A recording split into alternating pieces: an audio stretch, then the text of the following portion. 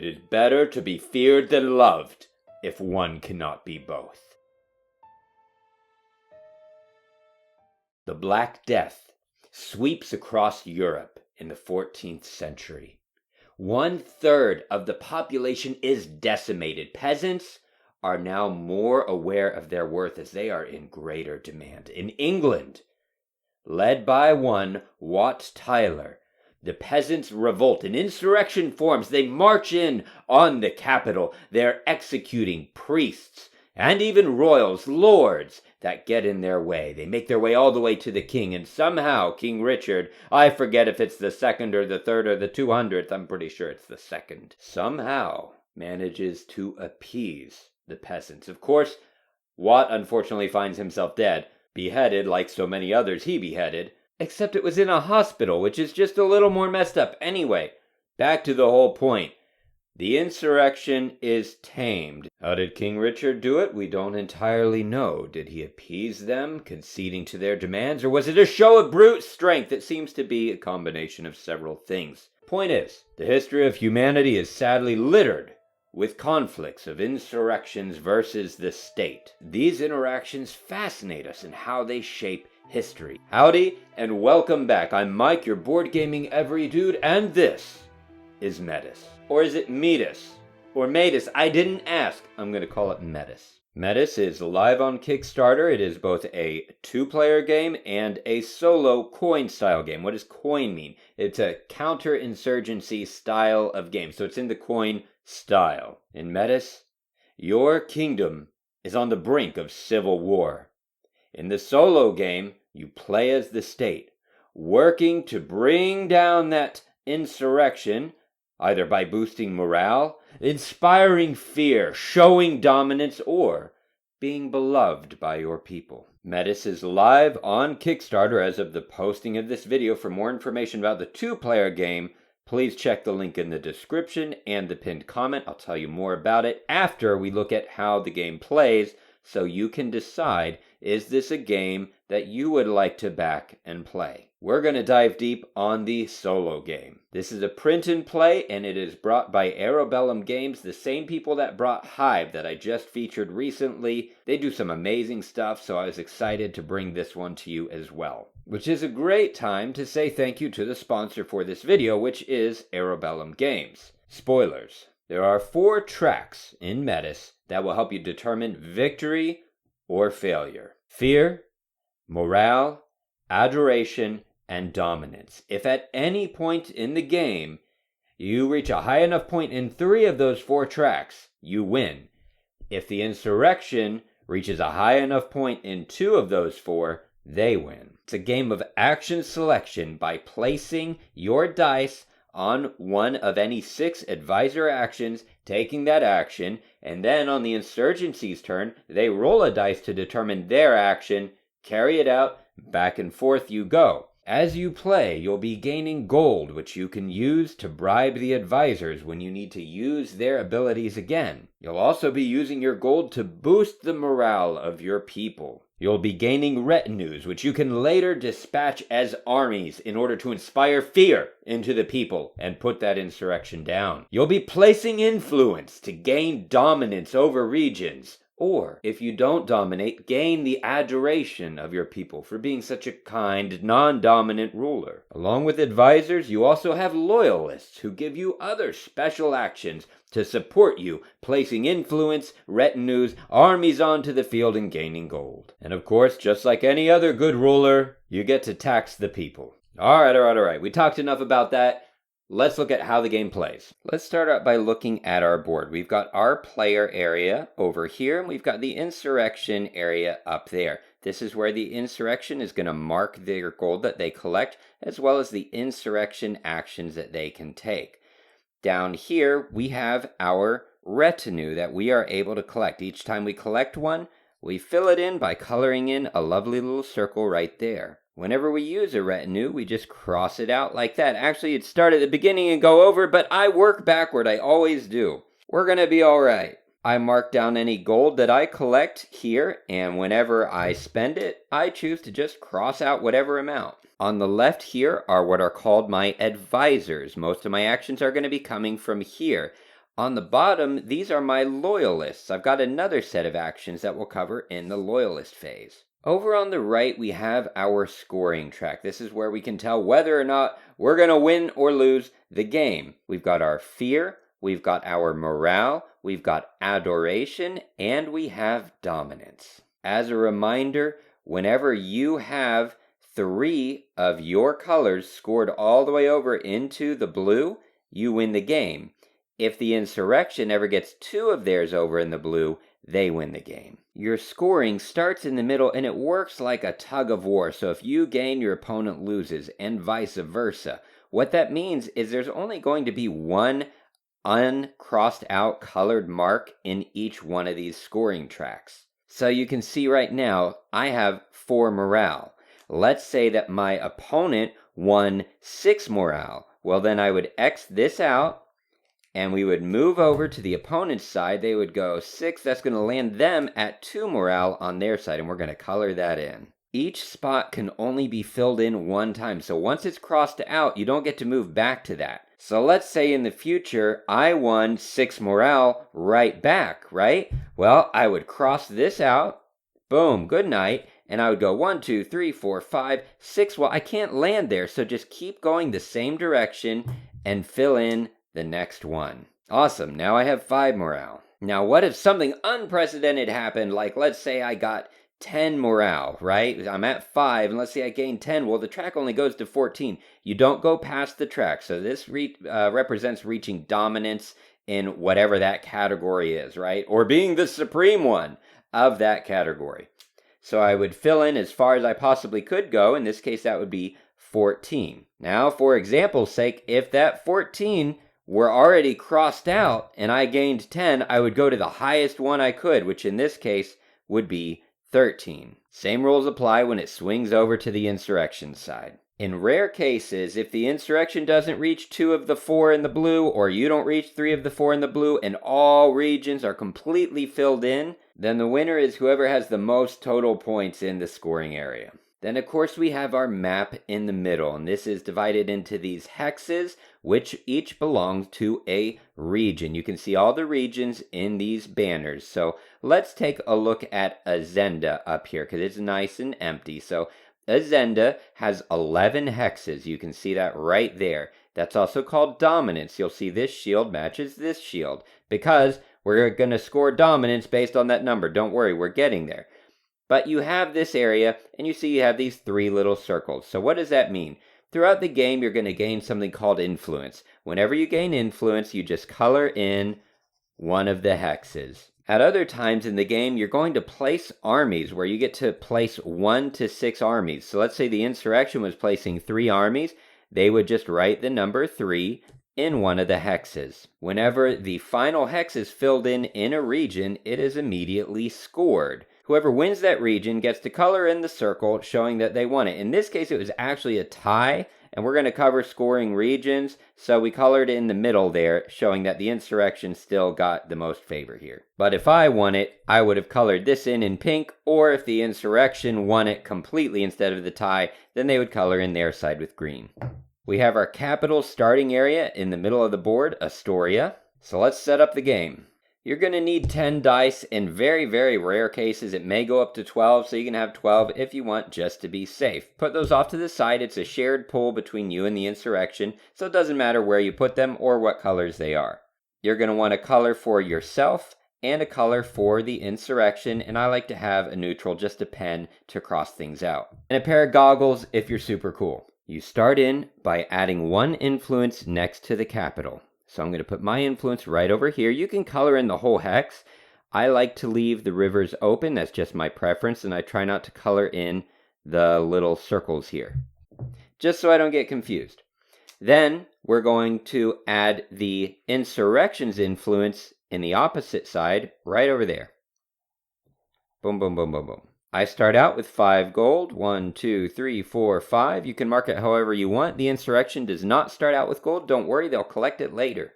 And you don't start out with any retinue.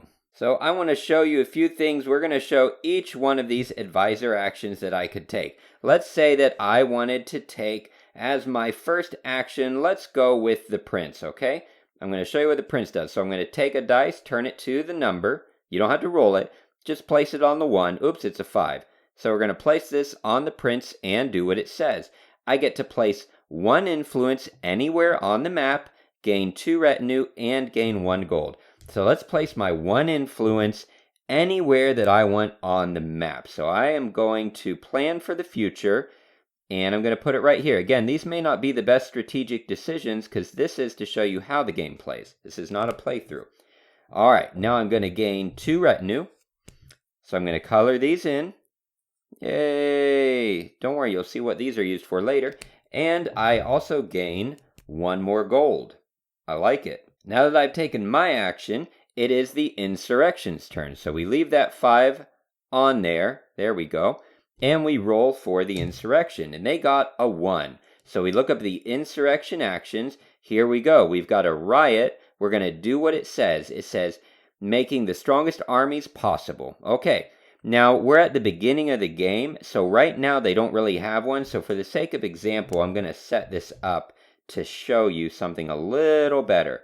So we're going to pretend that this was already done, okay?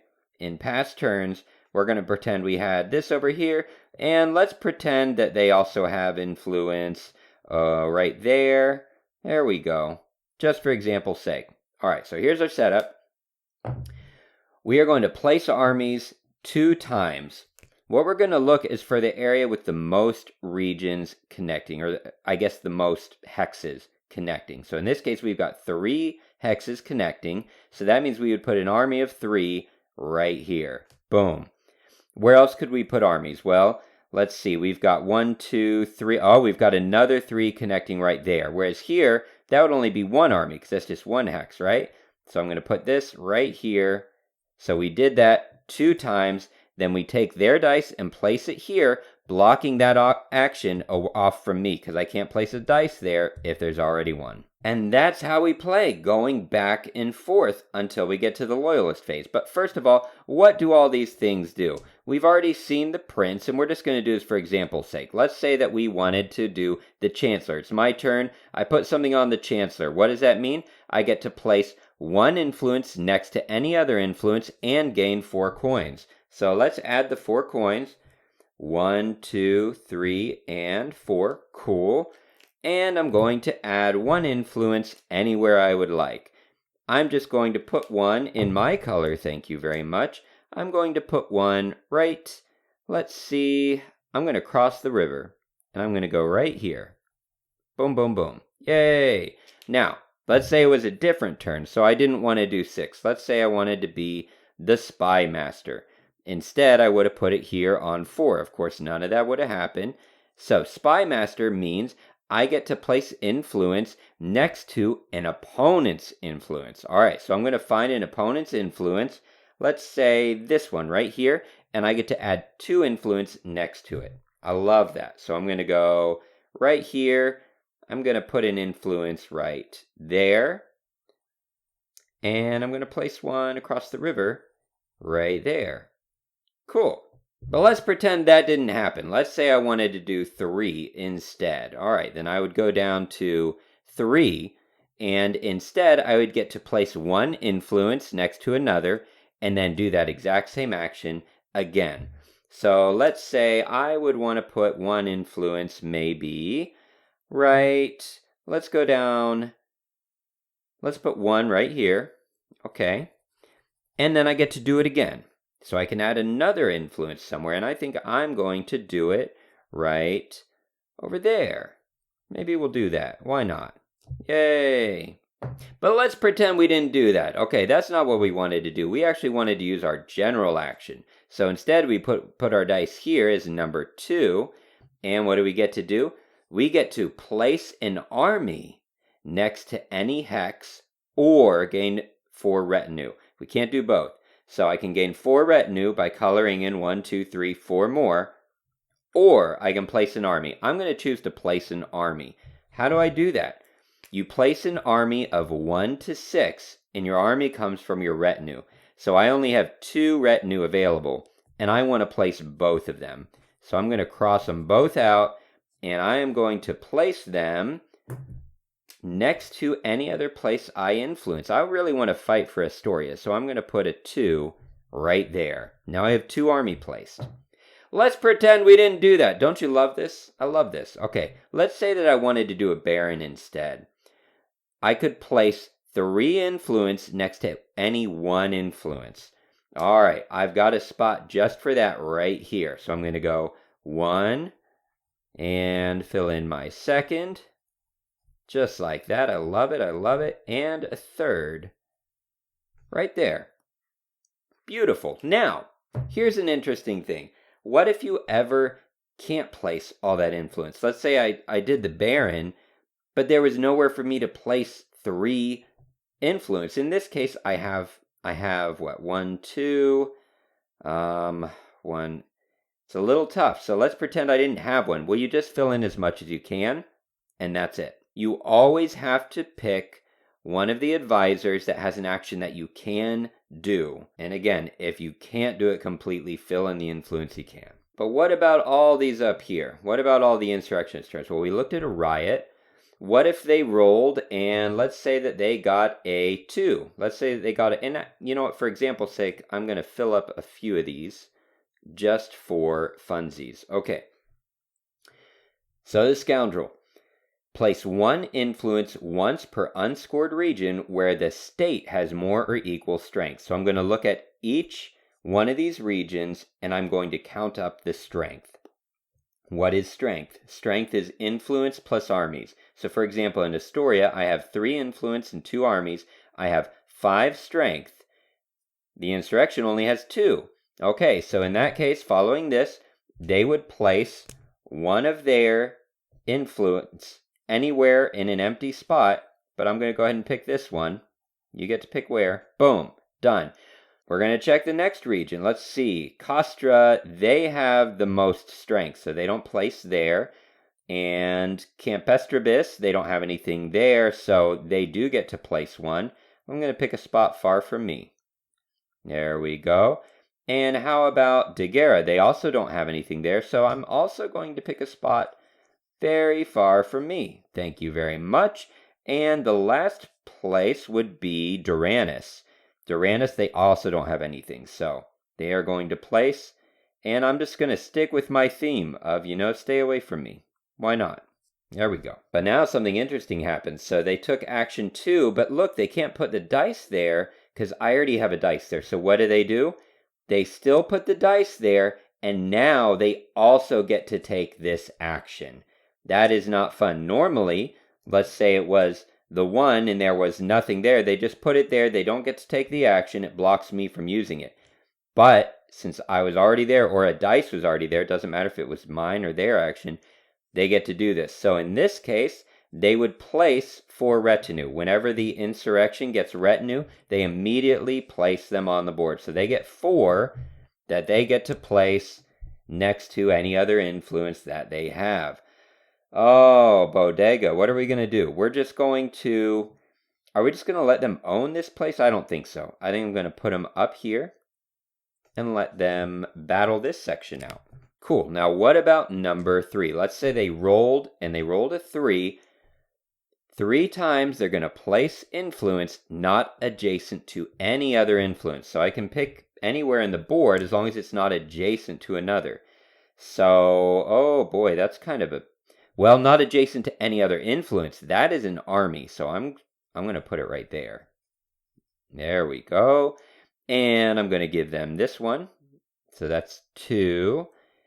And I'm going to give them this one. Oh, no, that's next to an influence. I can't do that. Let's go. Ugly. Let's go right here. There we go. We're going to put them down there. Excellent. And then we would put, of course, that was a 3. And we're going to put that on the 3, blocking me from being able to take it. Let's say instead that they rolled a 4, a demagogue. In this case, they would place influence up to 4 influence, each in a unique region. So that means I can't place more than 1 in the same region. So in this case, I'm going to place 1 in Astoria. That's 1 unique region.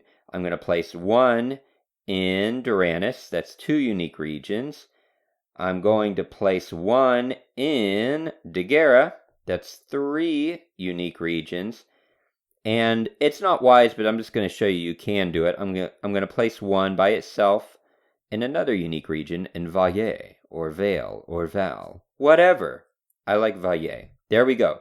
So I did that 4 times. I'd place the 4, and in this case, you can see there's already a 4 there, so they would also get to take the Spy Master action. They would get to place 2 influence next to 1 of my influence. We're going to just pretend they did it. Now let's look at the mob. So let's say they rolled and magically they got a 5. That's right, they rolled, bam, 5. Okay. 7 times they get to place an influence next to any other of their influence. 7 times. Boy, they're dominating this board. So we're going to go 1. Again, this is just example's sake. This might be terrible strategy. 2, 3. Plus it would be back and forth between turns. So, you'd be a little wiser. And that's 1, 2. And let's say we would go into a new region, which is probably not smart. 3, 4. But why not? It could be smart. And let's go 5. I can't do that. Let's go 5 next to any other influence. And then 6. There we go. And then let's go 7. There we are. Okay. And then I would place the 5, blocking me off from being able to take that action. The final one, of course, is number 6. So let's say they rolled. Yay. And magically it landed a 6. Who saw that coming? Oh my goodness. They get plus 2 gold for every region in which the insurrection has more strength, plus 3 if they're in control of that region. So I'm going to be adding up strength and seeing where they have more. So in this case, in Daguerre, I know they have more. They're going to get 2 gold for being there. Then I would count up over here. It'd be like, oh man, I gave them way too many regions. So they're going to get, 2, 4, 6. We would add them all up and write the total gold that they gained up there. If they controlled a region, which means that these little circles, one of them would be green for them, then they would gain 3 gold if they controlled that region. You don't have to bother counting up strength in that case. In this case, and I'm sorry if I got it wrong, but I counted 5 regions where they have higher strength, so they would get a total of 10 gold. And I would put that in here. You can write it in numbers, or you can do the little tally checks, whatever works for you. And that, my friends, brings us to the Loyalist phase. As the player, you can trigger the Loyalist phase at any time by not selecting an advisor action and instead choosing to recall all the dice. You are forced to do this if there are no empty places for you to put an advisor, but you can always choose to do it earlier if you would like. Let's pretend that we had all these dice here. You don't change the numbers. You bring all the dice down, all the way down here. And now you have to pay 1 gold for each advisor that you had to remove dice from. It's like bribing them. So I'd have to do 1, 2, 3, 4, 5, 6. I had 6 dice with advisors. So I would have to pay 6. So I'm going to cross these out and say I have, out of 10, I have 4 gold left now. Because I had to pay 6, 2, 3, 4. Oh boy. That's all right. If for any reason I couldn't pay that cost, let's say I only had 3 gold and there were 6, well, I would go down to 0 gold and then I would add the difference to them. So they would have gained 3 gold. After paying our gold, this is where we either gain or lose our morale. And this is based on our gold. So let's say in this example I put right here, I have 10 gold and my opponent has 10. Oh, I'm sorry, I only have 8 gold. I have 8 gold. The insurrection has 10. That means I am down 2. So for morale would actually be 2 toward the insurrection. So 1 and 2. Not the best. If I had had a positive number or more gold than them, then whatever the difference was, say if I had 12 and they had 10, then I would have gained 12 minus 10 is 2, and I'd be up 2 on my morale. All right, now let's go through each of these actions, because now you get to use all these dice to assign actions. Let's say I want to put a dice on number 1. That means I get to place 2 hexes, or 2 influence, next to any one of my influences. We can do that. Let's go like 1, 2, 1, 2, maybe maybe this right here will go influence and influence right there. Again, I try not to go over the banner just so I don't get confused. And you get to take all these actions as long as you have dice to place it in any order that you want. I just happen to be going in order. Now I get to place an army next to one of my influence or gain 2 retinue. In this case, I don't have any retinue, so I'm going to gain 2 retinue instead. So I'll go 1 and whoppity wallop 2. I love it. Now I've got a 3, so I can use the deacon.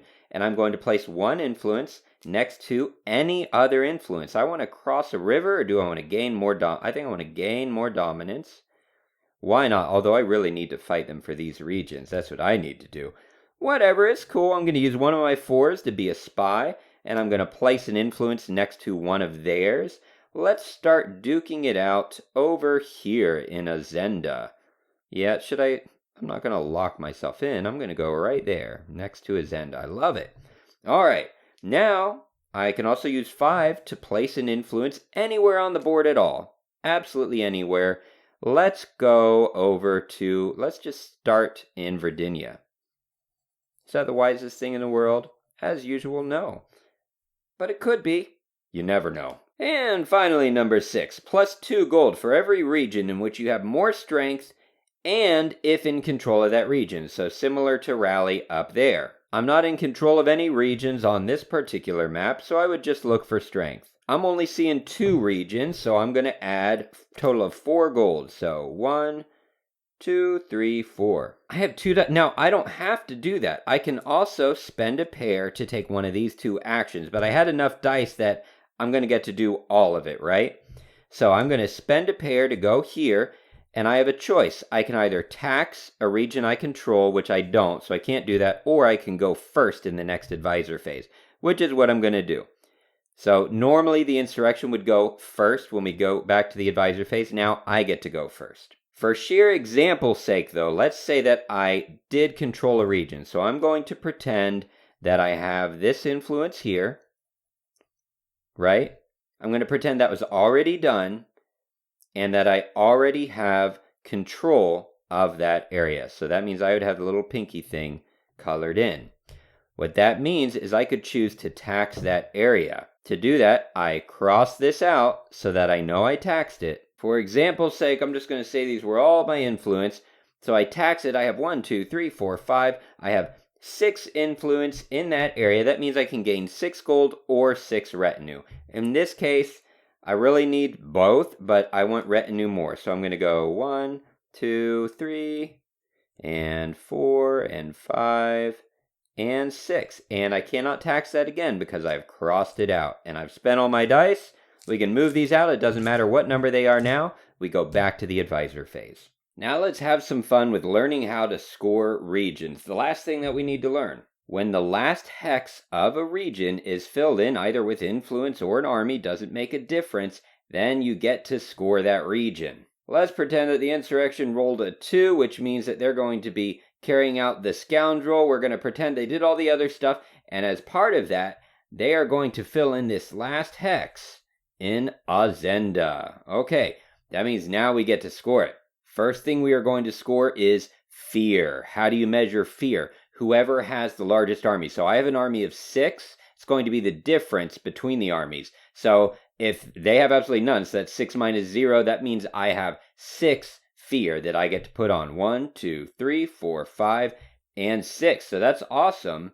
That puts me in the blue. If they had had an army of, say, 3, then it would be 6 minus 3 equals 3 for fear. So I would have gone up 1, 2, 3 instead. Next, we're going to score for dominance and adoration. To find out who has dominance, you total up the influence plus the armies. So in this case, 6, 7, 8, 9, 10, 11, 12 is my strength. Their strength is 1, 2, 3, 4. I have the dominance, so I get to color in the little circle on the banner, and that is now mine. And I get these points for my dominance. So that's 11. So we'd go down here, 5, 10, and I'd color in 11. Now, whoever lost in that gains the adoration of their people, though. So that's 1, 2, 3, 4. They're not really happy about you dominating them here. So that's going to be 1, 2, 3, 4 influence is how much adoration the loser gets. So 1, 2, 3, and 4. There we go. But let's see how it could also swing the other way. So let's say for my turn, I took the general. This wouldn't be the wisest choice in the world, but it's a good example. So I'm going to choose to place 2 armies. So I cross out my 2 retinue, and I'm going to place my 2 armies right here, where I accidentally started to put a line. It's a 2, it's not a 12. It's not a 12. It's just a 2, all right? It's a fancy 2. We're going to be all right. But what does that mean? We completed a region. It is time to score. First, we score for fear. They have 4 armies. I have 2, not 12. 4 minus 2, so they get 2 fear, which means I, of course, cross this one out, and we go 2 more their directions. That's going to be 1 and 2. So it's still on my side, but it's going down. Now let's look for dominance. 4, 5, 6, 7, 8 for the insurrection. 1, 2, 3, 4 for me. So the insurrection gets dominance of this region. We're going to fill in their little spot there. They're going to gain dominance of 8. I'm at 11, so 11 minus 8 takes us down to 3. So it's still on my side of the map, but way closer to them than I would like. 1, 2, and 3, and way farther from that blue. Remember, to win the game, you have to have 3 of these 4 in the blue. Your opponent only needs 2 out of the 4 in the blue. But that means that I'm going to gain adoration, right? Equal to my influence of 1 and 2. So we will cross them out. That's right, you are not as loved as you thought. They were at 4. They're going to go back 2, so now they are at 2 adoration. A little closer to the center, but still on their side. You don't actually need to use 2 colors, as there's only 1 active symbol on each one, but I like to. But what if there is a tie in strength when you complete a region? So let's finish this up with looking at Astoria. We're going to pretend that the insurrection is having their turn. They rolled a 5 totally randomly on the mob. They filled out 6 other hexes, and we are putting their 7th one here. Does anybody know why? Does it matter? It's a good example, and sometimes a tie can be beneficial. Remember, sometimes you want to gain adoration. That is a way to win. Cool, so we filled it in. We're ready to score. First, we score for fear. I've got 3 armies. They have no armies. So that means I get to go up 3 in fear. So 1, 2, 3. All right, we're back into the blue with our fear. Not bad. That's 1 blue. Oh my wow. But now for dominance, look, we've got 3, 4, 5, 6, and 1, 2, 3, 4, 5, 6. We're tied. What on earth? Well, in this case, nobody gets to gain or lose anything for dominance. Instead, whoever placed the last hex gains adoration. In this case, that's bad for me because they've got influence of 1, 2, 3, 4, 5, 6. So remember, your adoration is your influence totaled. So they would gain 6 adoration, which is not good at all. Let's cross out that old one. If they were at 2, well, now they're going to be at 8. Oh, my bodega. I don't love that. So you see, if you're too dominant, the people really don't love you very much. And if they love you a lot, you might not be dominant enough. You got to make hard choices on how you want to win this. And finally, since it was a tie, circle the central instead of the left or right one. That central one indicates it was a tie. However, it still belongs to the insurrection since they were the last to place a hex, and they have gained the love of the people. So this will count as their region regardless. So what do you think? So again, this is a print and play. It is live right now on Kickstarter as of the publishing of this video. This is October 2024. So the link is in the description below and in the pinned comment. Right now there are pledges for the 2-player version at $5, the solo version at $5, and the all-in at $7. If that changes, go by what's updated on the Kickstarter page. The goal is for this to be downloadable and ready for you by December. Again, go by whatever's listed on the Kickstarter page as there are updates. As always, I love you all. I'll see you next time.